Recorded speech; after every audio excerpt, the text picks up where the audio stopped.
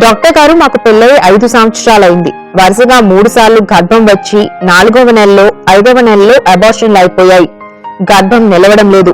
మళ్ళీ ఇప్పుడు మా ఆవిడ గర్భవతి. ఈసారైనా గర్భం నిలవాలంటే ఏం చేయాలి? మాది మేనరికపు వివాహం. ఇదేమైనా గర్భస్రావాలు అవడానికి కారణమా? తగిన సలహా ఇవ్వండి అంటున్నారు. మేనరిక వివాహాలు కూడా కొంత కారణం అవుతుందండి, అవడం జెనెటిక్ ఎఫెక్ట్ అవ్వచ్చు. కానీ సాధారణంగా మాత్రం అలాగే 2 ప్రధాన కారణాలు.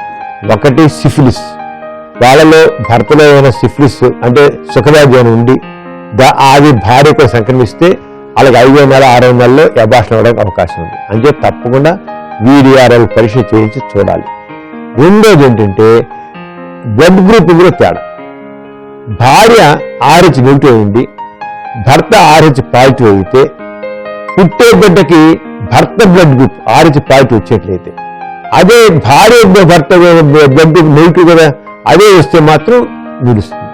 అంటే భార్య బ్లడ్ గ్రూప్ వస్తే బిడ్డకు వస్తే గర్భం నిలుస్తుంది, భర్త బ్లడ్ గ్రూప్ వస్తే నిలవదు. ఏది RH నెగిటివ్ RH పాజిటివ్. అంచేత RH నెగిటివ్ భార్య అయినట్లయితే, RH పాజిటివ్ భర్త అయినట్లయితే దాన్ని మొదటి నుంచే జాగ్రత్త పడాలి. ఫస్ట్ ప్రెగ్నెన్సీలోనే మనం మందులు వాడుకోవాలి. బిడ్డ పుట్టగానే వెంటనే బిడ్డ ఏ గ్రూపు పాజిటివా నెగిటివా, పాజిటివ్ అయితే బిడ్డ పాజిటివ్ అయితే వెంటనే తల్లికి యాంటీడీ ఇంజెక్షన్ ఇవ్వాలి. లేకపోతే ఈ తండ్రి యొక్క బ్లడ్ గ్రూప్ యొక్క యాంటీబాడీస్ మళ్ళీ గర్భం రాకుండా ఇప్పుడు చూసారా ఇలా జరగడం అవకాశం, మళ్ళీ అవార్షన్ అవడానికి. ప్రతి భార్య భర్త వాళ్ళ పిల్లలకి అనేప్పుడైతే మాత్రం ఇద్దరు బ్లడ్ గ్రూప్ మాత్రం తప్పకుండా పరిశీలించుకోవాలి.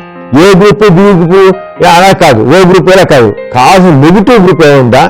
ఒకవేళ భార్య నెగిటివ్ గ్రూప్ అయితే ప్రాబ్లం, భార్య నెగిటివ్ గ్రూప్ భర్త పాజిటివ్ గ్రూప్ అయితే RH పాజిటివ్ RH నెగిటివ్ అంటాం.